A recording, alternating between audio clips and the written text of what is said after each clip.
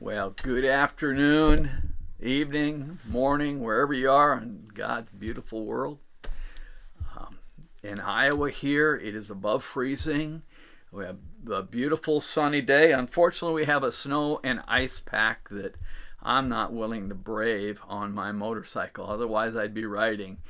Um, it's a gorgeous day outside. I'll probably go for a good walk, probably a prayer walk.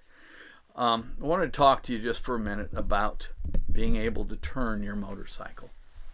I have found that a lot of new riders and a lot of even older riders are unable to negotiate curbs safely. You can tell that person by how they'll do a curb. They slow way down and then they'll go from the rumble strip of the highway across the center line. Or they'll go from the center line all the way across the rumble strip and almost in the ditch. And when they do that, they make two mistakes. The first mistake is they are looking at where they do not want to go. In other words, they're looking into that ditch or the other lane, and by looking there, that's where you're going to go. A motorcycle is unique in the sense that you will go where you're looking. I guess it's not unique. Cars do the same. The other issue that they deal with is, and the reason they get into that kind of a problem, is that they are afraid to lean their motorcycle over. I brought a little model. My daughter gave this to me a few Christmases ago.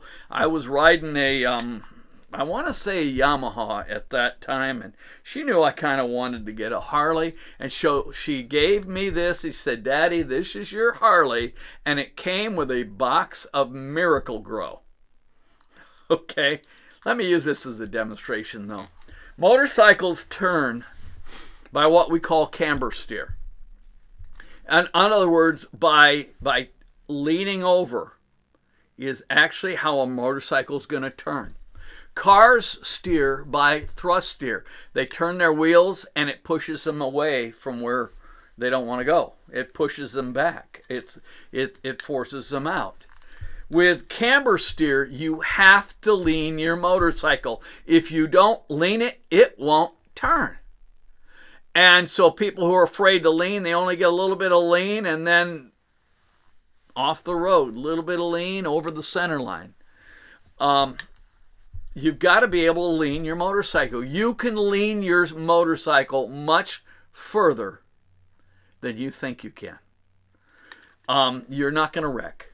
You're not going to low side. Low siding is when the back wheel comes out from under you and you slip on the side.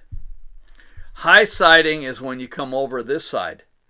And that happens too. That more motorcyclists who can't do curbs high side rather than low side.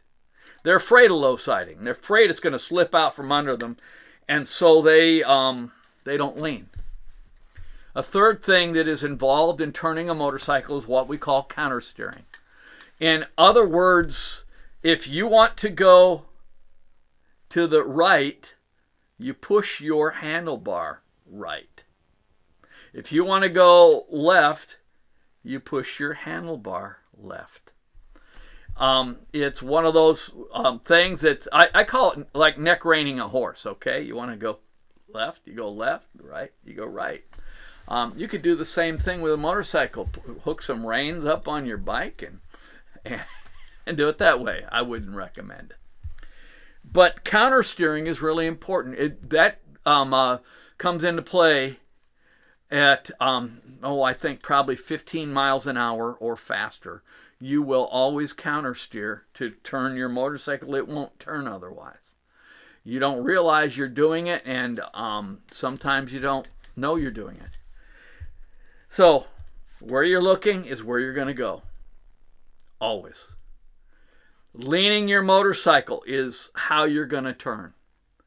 And counter steering is how you will be able to go down the road. In other words, you push your bar right, you're going to go right.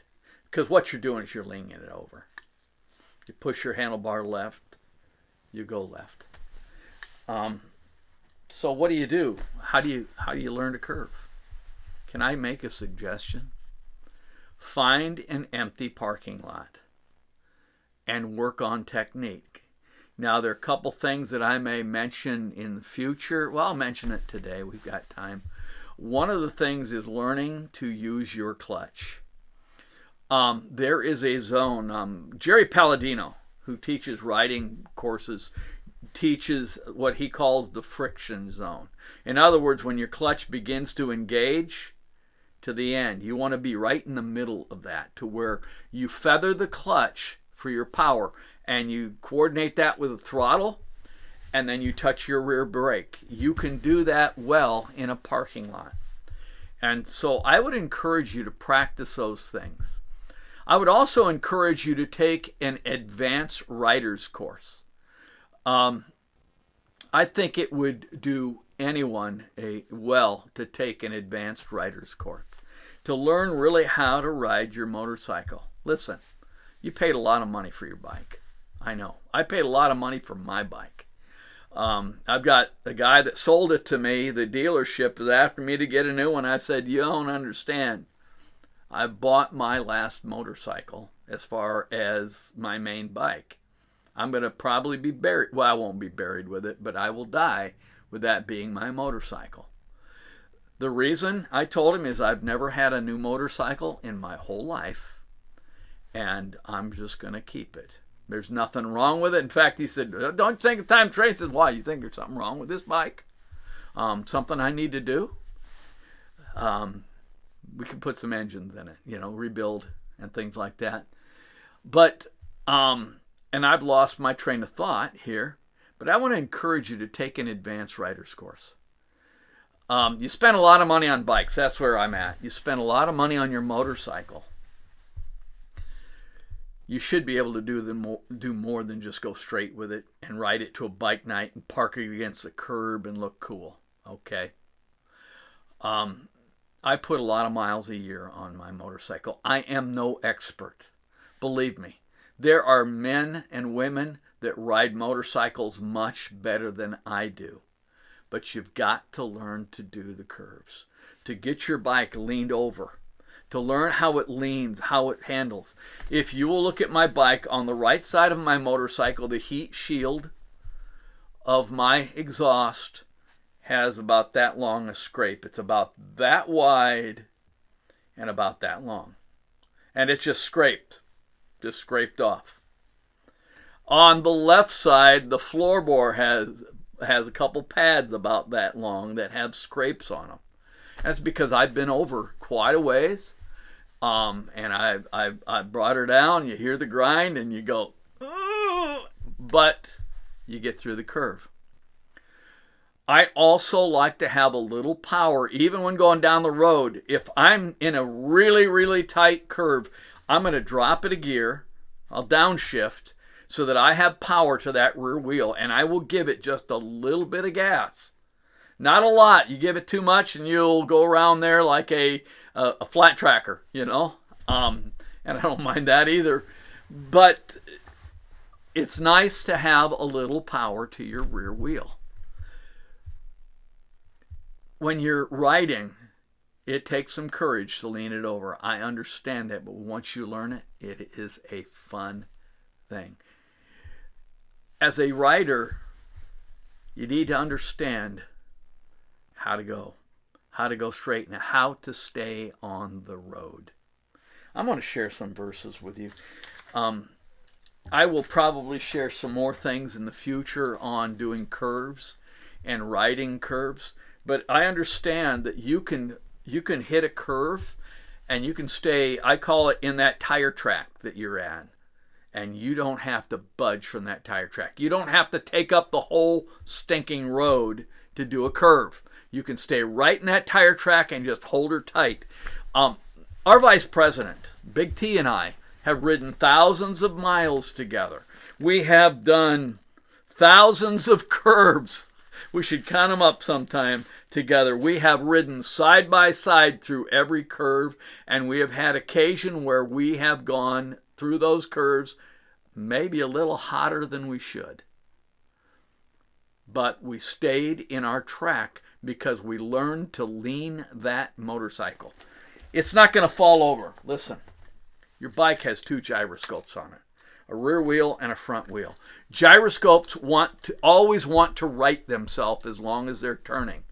Now, if you're going too slow and you're trying to do a curve, you're going to fall over because that gyroscope is not turning. But if you're moving, your bike wants to stay upright. Don't worry about tipping it over. Like I say, Big T and I have ridden thousands of miles side by side. Done some pretty hairy curves side by side. And we do that because we know how to lean our bikes, or we're brave enough to lean our bikes over. My friend, you need to be brave enough to keep it on the right track, the right path. Let me tie this to a spiritual thing, okay? Psalm 1. It says, "Oh, how happy is the man who walks not in the counsel of the ungodly, nor stands in the path of sinners, nor sits in the seat of the scornful." The person who is happiest is the person who is not walking with the world and walking like the world. They're staying on the correct path. And then it says, "But his delight is in the law of the Lord, and in his law he meditates day and night." How do you stay on the straight right path as a believer, as a follower of Christ? The Word of God. Meditating on the Word of God, rolling it over and over in your mind. Practicing the Word of God, praying the Word of God, and living out the Word of God. Verse 3, it says, "The person who meditates on the Word of God day and night, they shall be like a tree planted by the rivers of water, that brings forth its fruit in its season, whose leaf shall not wither, and whatever he does shall prosper." In other words, as you walk the right path, you will be stable, like the tree. You will be strong. You will be fruitful. God promises that if we're in his word, we'll be fruitful. The ungodly are not so. They're like the chaff which the wind drives away. You get a picture of beating the chaff out of wheat. I grew up baling hay. You end up with chaff everywhere in your body, that stuff that just blows. No stability, no strength, and no fruit. They're like the chaff which the wind drives away. Therefore the ungodly shall not stand in the judgment, nor sinners in the congregation of the righteous. For the Lord knows the way of the righteous, but the way of the ungodly shall perish. Hey, my friend, stay on the right path, the path that's outlined in the Word of God. When you're out there on the highway, stay on the right path. Make sure you practice, and you can do this while you're riding. Practice staying in that line, staying on that tire track through the curve. Don't deviate, don't slide around in that curve. You just stay right there. And you'll find out you'll be a better biker than you ever thought you would be. Take an advanced rider's course. I think everyone ought to do that. There are a lot of people out there that can't ride. And there are a lot of people out there that call themselves Christians that simply aren't walking the right path. Hey, my friend, I appreciate you giving me your time today. I appreciate you spending some time with me talking a little bit about riding.